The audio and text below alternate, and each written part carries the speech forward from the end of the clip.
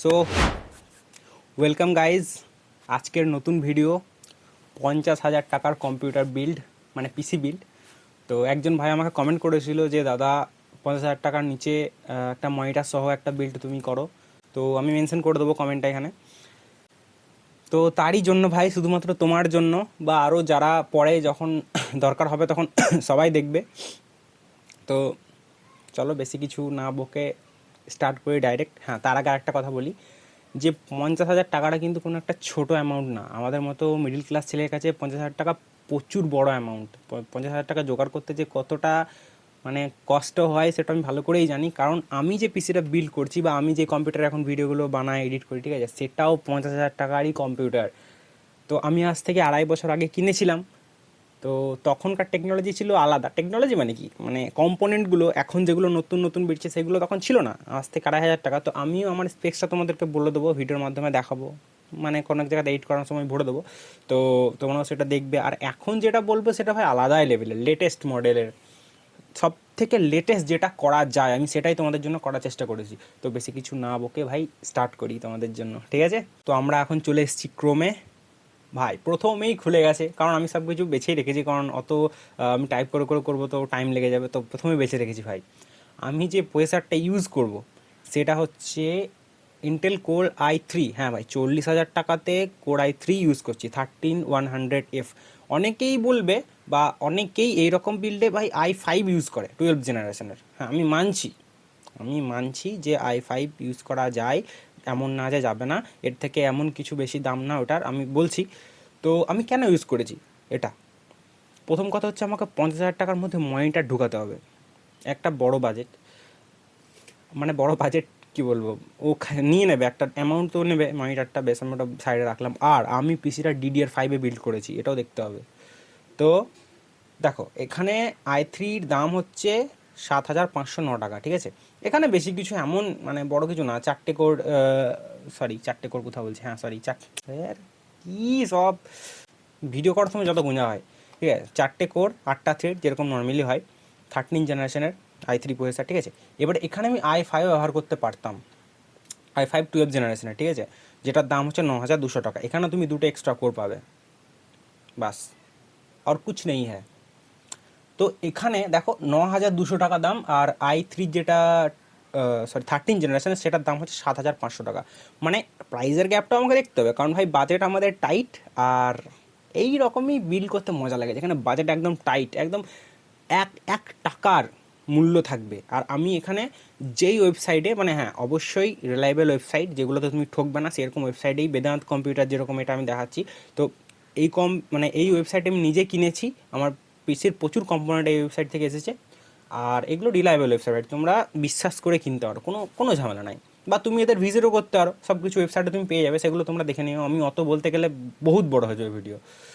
তো হ্যাঁ, এবারে আমি কেন ইউজ করলাম না, দেখো তোমাদেরকে এর পয়েন্টগুলো দেখাচ্ছি। যে এটা হচ্ছে i5 12400F, আর এটা হচ্ছে i3 13100F।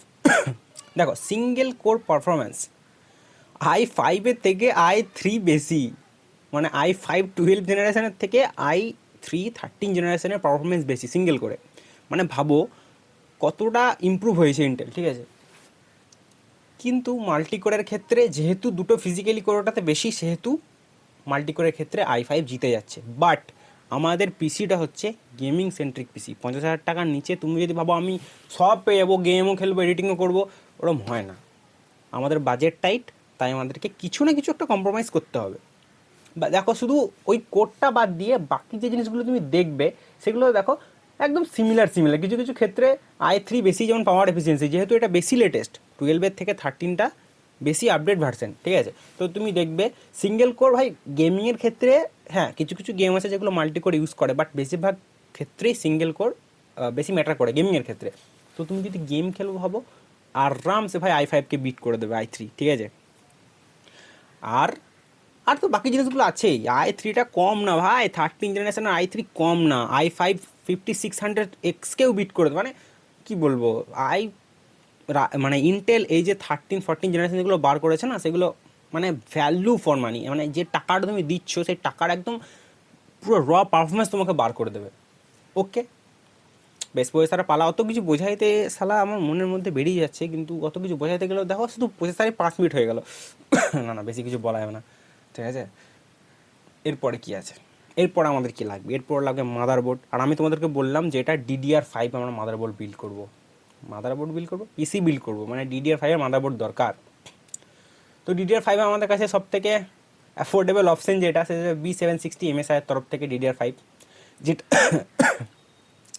যেটাও কিন্তু তোমরা বেদান্ত কম্পিউটারে সব থেকে লোয়েস্ট প্রাইসে পাবে এই মুহূর্তে। তো তুমি যখন কিনবে তখন তুমি কি করবে বলো তো, তুমি কম্পোনেন্টের নামটা ক্রোমে লিখবে। তো ক্রোম কি করবে, তোমাকে সমস্ত ওয়েবসাইটের লিস্ট দিয়ে দেবে যে ওয়েবসাইটে এটা বিক্রি হয়। আর ইভেন তুমি সামনে সামনে প্রাইসটাও দেখতে পারবে। তো তুমি ঠিক করে নেবে যে হ্যাঁ আমার এই ওয়েবসাইটটা, অবশ্যই দেখে শুনে ওয়েবসাইটে অর্ডার দেবে, আননোন ওয়েবসাইটে অর্ডার দেবে না। তো তুমি সেখানে কম্পেয়ার করে দেখতে পারবে যে সব থেকে কোন জায়গাতে আমার প্রাইসটা কম। আর তুমি অফলাইনে চেক করতে পারো, তুমি যদি কলকাতায় থাকো, যেখানে তোমার অ্যাভেলেবেল আছে সেখানে তুমি অফলাইনে চেক করতে পারো। বাট আমি যেখানে থাকি সেখানে অফলাইনে মানে এসব মাদারবোর্ড নামই শুনে নেই। তো এটাতে কী কী আছে বেশি কিছু বলবো না। 13 সিরিজ সাপোর্ট করার জন্য এই যে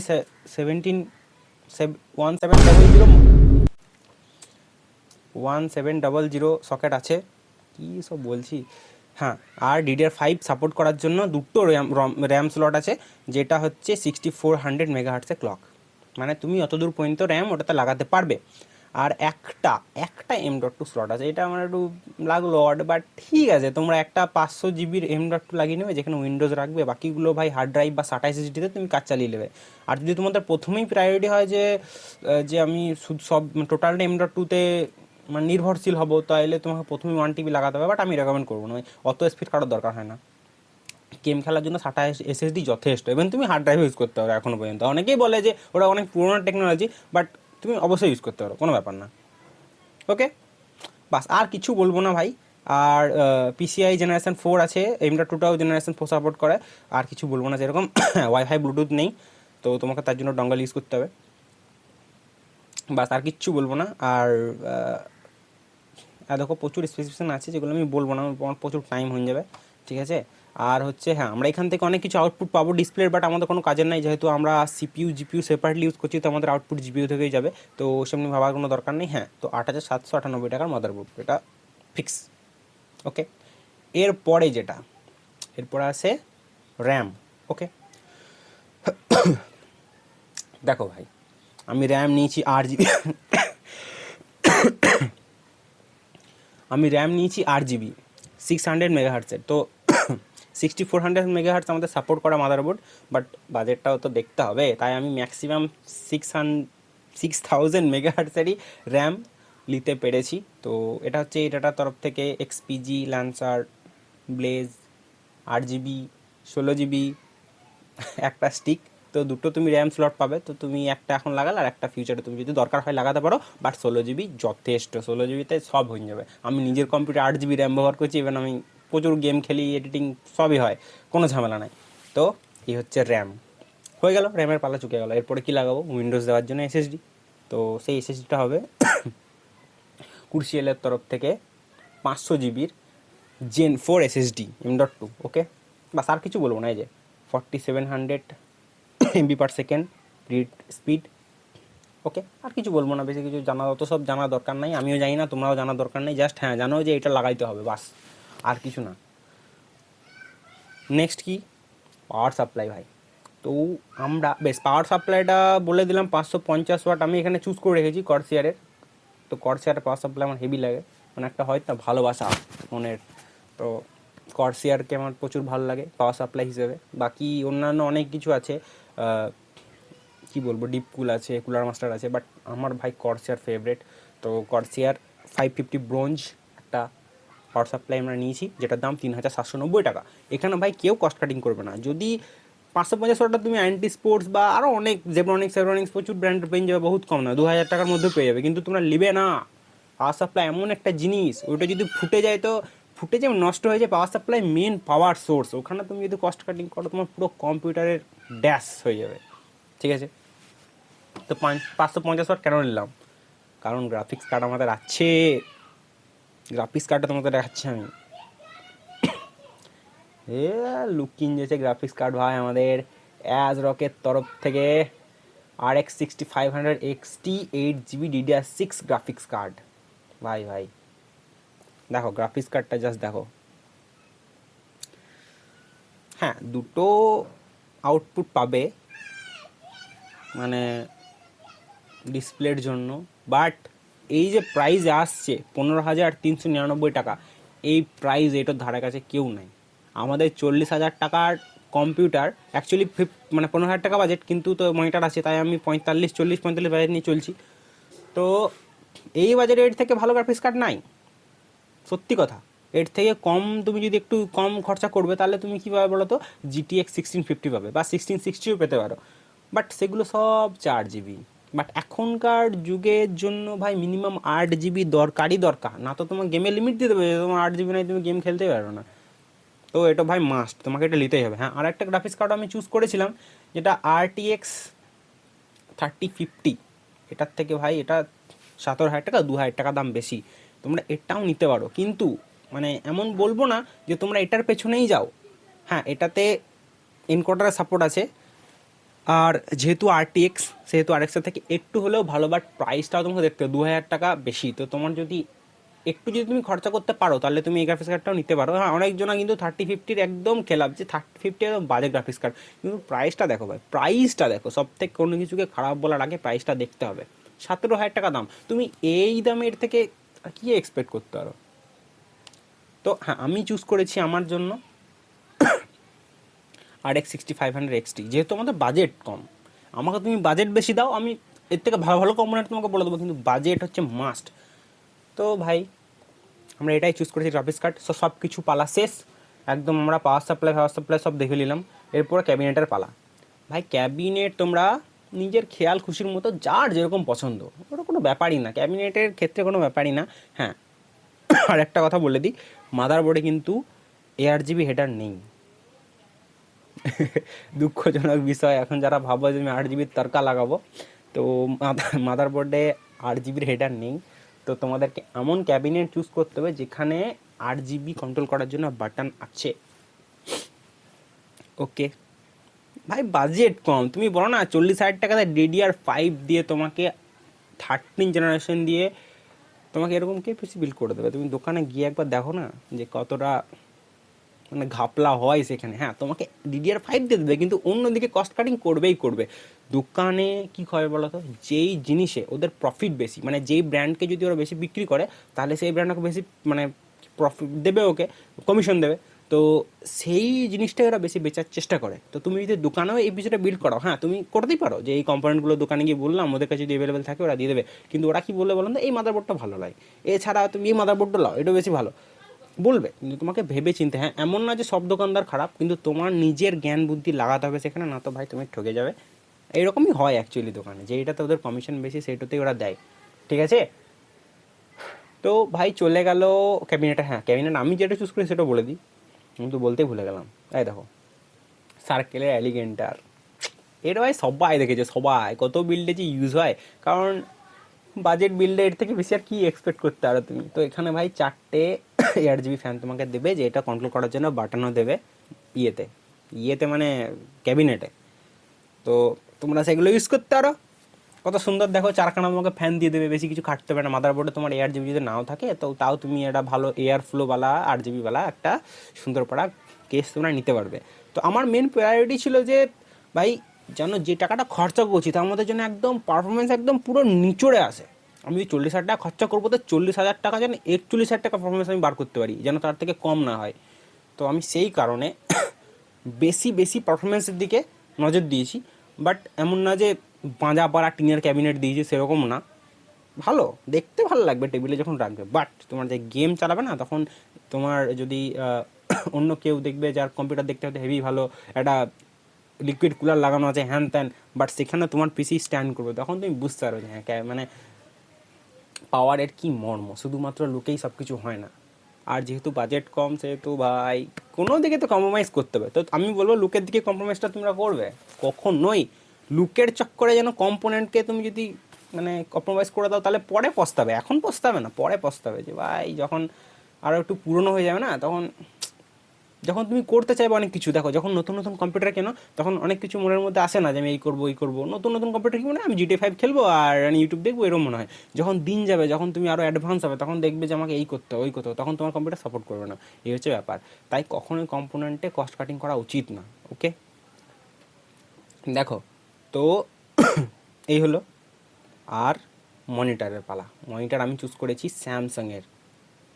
স্যামসাংয়ের মনিটার মানে স্যামসাংয়ের ডিসপ্লে সব থেকে বেস্ট হয়। তুমি অন্য কোম্পানি নিতে পারো তোমার যদি অন্য কোনো পছন্দ হয়, বাট আমি যেটা রেকমেন্ড করবো স্যামসাংয়ের 24 ইঞ্চি মনিটার, 75 হার্টস আইপিএস মনিটার। আইপিএসই নেবে, ভিএ প্যানেল ফ্যানেল নিয়ে লিও না। ফুল এইচডি মনিটার বটে, 7,600 টাকা দাম। ওকে,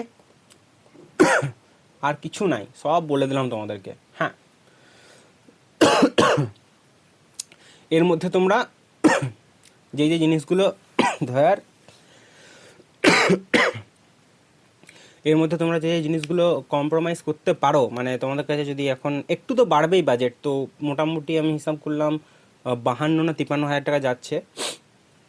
তো এখন আমার কাছে এটা যাচ্ছে। এবার তুমি যখন এটা কিনবে তখন হতে পারে যে তোমার কোনো কিছুতে অফার লাগছে যেটাতে তোমার প্রাইস আরও ড্রপ হয়ে যাচ্ছে, মাদারবোর্ডে হতে পারে, প্রসেসরে হতে পারে, বা মনিটারে হতে পারে। তো তখন তোমরা সেরকমভাবে দেখবে।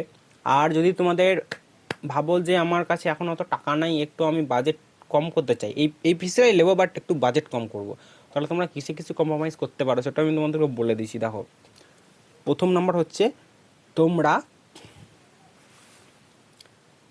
যেটা কি বললাম, র্যামে কম্প্রোমাইজ করতে পারো। তোমরা র্যামে কিন্তু 16 জিবির জায়গাতে একটা 8 জিবি স্টিক তোমরা নিতে পারো। বাট এটাও খেয়াল রাখতে হবে যে তুমি 16 জিবির থেকে বেশি র্যাম লাগাতে পারবে না, যেহেতু দুটোই র্যাম স্লট আছে। তো এমন না যে 16 জিবিতে কিছু হবে না, 16 জিবিতে সব কিছু হয়ে যাবে, তোমার ভবিষ্যতে 16 জিবির বেশি লাগবেও না, তুমি যা করবে মানে এই বাজেট পিসিতে, এই যে বাজেট সেই রকম পিসিতে 16 জিবি যথেষ্ট। তো তোমরা ওখানে করতে পারো যে আমি 8 জিবি এখন নিলাম, পরে 8 জিবি নেবো, হলো। তারপরে করতে পারো মনিটারটা তোমরা করতে পারো। যখন একটা আমি 2,000 2,500 টাকা একটা মনিটার নিয়ে নিলাম, তারপরে যখন আমার কাছে টাকা থাকে তখন আমি একটা ভালো বড় 24 ইঞ্চি বা 27 ইঞ্চির বা কার্ভ মনিটার, তোমার যেরকম ইচ্ছা সেরকম একটা নেবে। তো এই জিনিসগুলোতে তুমি কম্প্রোমাইজ করতে পারো, বাট আদার্স কোনো জিনিসে কম্প্রোমাইজ করোই না। তুমি প্রসেসরে কম্প্রোমাইজ করবে, DDR5 লস, পারফরমেন্স লস, মাদারবোর্ডে কম্প্রোমাইজ করবে, তো ভাই DDR5 পাবে না, DDR4-এ চলে যাবে, তারপরে এই পারফরমেন্সটা পাবে না। তারপরে তুমি যদি র্যামে তো বললাম, সরি, SSD-তে করো, Gen 4 নিতেই হবে, তবে না স্পিডটা হবে, স্পিড ইজ দ্য মাস্ট। ঠিক আছে, তারপরে আর কিসে, আর কিছুই নাই। আর পাওয়ার সাপ্লাই তো কম্প্রোমাইজ করাই যাবে না। পাওয়ার সাপ্লাই ভাই তোমার কম্পিউটারের মানে কি বলবো, একদম এনার্জি প্রোভাইড করো। তো এনার্জি জিনিস জায়গাটা যদি তুমি কমজোর করে দাও তাহলে কী করে হবে। আর করতে পারো গ্রাফিক্স কার্ড না, আমি বলবো যে RX 6400, এই সরি কী ছিল, RX 6500 XT-টাই নিতে। তুমি ওটা নিতে পারো, তোমাকে যে অপশানটা বললাম, কিন্তু এখানে খানিক প্রাইসটা বেড়ে যাবে। বাট এর থেকে এই দামে আর কোনো গ্রাফিক্স কার্ড নাই। তুমি যদি বলো যে যে এমন একটা পিসি বিল্ড করো যে এটা ভবিষ্যতে আপগ্রেডেবল হবে, এটা ভবিষ্যতে আপগ্রেডেবল হবে, এমন না যে আপডেট করতে পারবে না, বাট তাহলে আমি কী করবো বলো তো, একটা এপিইউ পিসি বিল্ড করবো, যেখানে তোমরা গ্রাফিক্স কার্ডটা এখন লাগাবে না, গ্রাফিক্স কার্ডটা 2 বছর 3 বছর পর লাগাবে, যেখানে তোমার আপাতত এপিইউ দিয়ে কাজ চলবে। সেরকম তোমরা যদি বলো তাহলে সেটা আমি করবো। বহুত কিছু বলে দিলাম, বহুত কিছু আজকে। তো আজকের জন্য এটুকুই ভাই। আমার এখানে ফোনে দেখছি 20 মিনিট হয়ে গেল, তো কাটফাট করে আশা করি 15 মিনিট হবে। তো আজকের জন্য টাটা। আবার তোমরা কমেন্ট করো যে তোমরা কত বাজেটের পিসি বিল দেখতে যাও, তো আমি আনবো।